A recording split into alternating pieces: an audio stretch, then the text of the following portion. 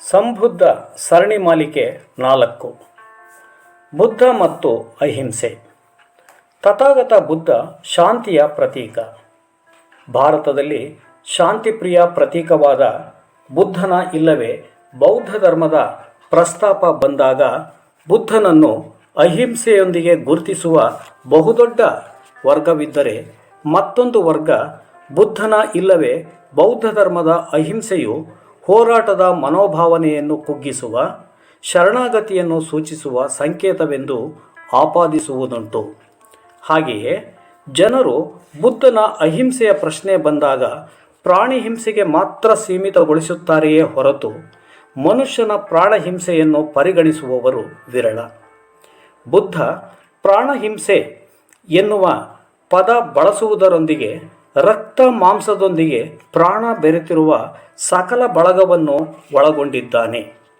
ಒಟ್ಟಾರೆ ಬುದ್ಧ ಹಾಗೂ ಬೌದ್ಧ ಧರ್ಮದ ಪ್ರಶ್ನೆ ಬಂದಾಗ ಅದನ್ನು ಅಹಿಂಸೆಯ ಪರಿಧಿಯೊಳಗೆ ಸಿಲುಕಿಸಿ ವಿಮರ್ಶಿಸಲಾಗುತ್ತಿದೆಯೇ ಹೊರತು ಅದರಿಂದಾಚೆಗೆ ಗುರುತಿಸುವವರು ವಿರಳ.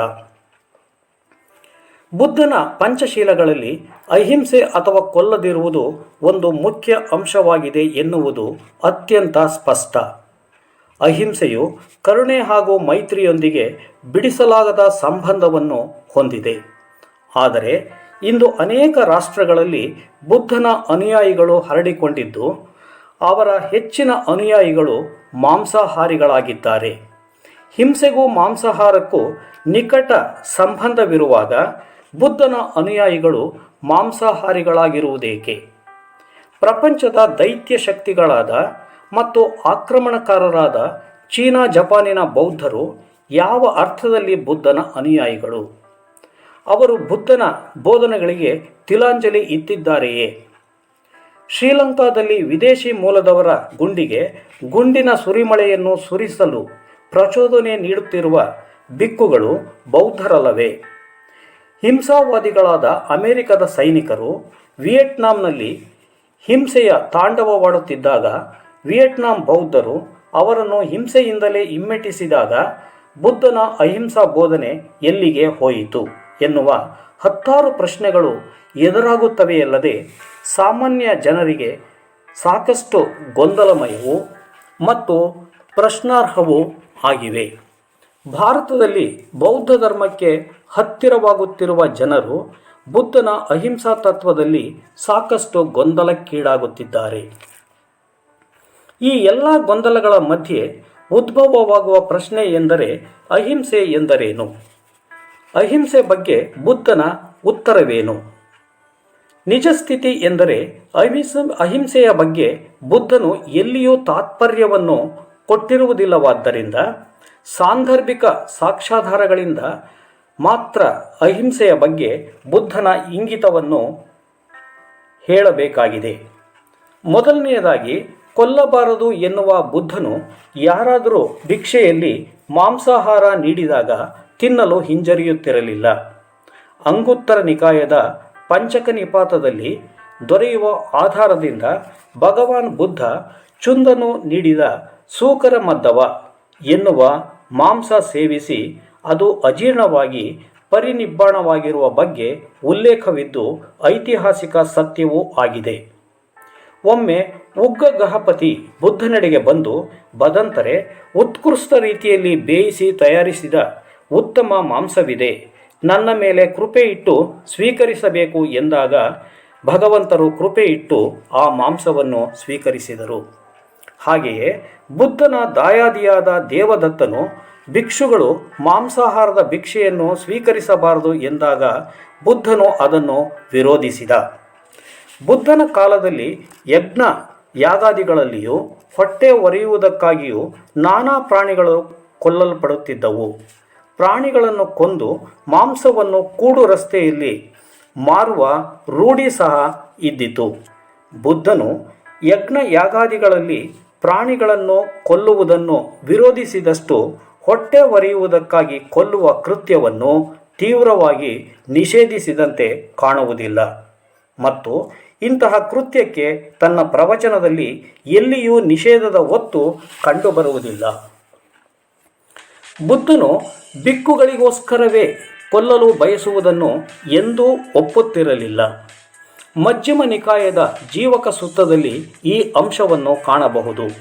ಒಮ್ಮೆ ಬುದ್ಧನು ರಾಜಗೃಹದ ಆಮ್ರವನದಲ್ಲಿ ಇದ್ದಾಗ ಜೀವಕ ಕೌಮಾರ ಭೃತ್ಯನು ಬುದ್ಧನ ಹತ್ತಿರ ಬಂದು, ಭದಂತರೆ, ನಿಮಗೋಸ್ಕರವೇ ಎಂದು ಪ್ರಾಣಿಯನ್ನು ಕೊಂದು ತಯಾರಿಸಿದ ಅನ್ನವನ್ನು ತಾವು ತಿನ್ನುತ್ತೀರಿ ಎಂಬ ಆರೋಪ ತಮ್ಮ ಮೇಲೆ ಇದೆ.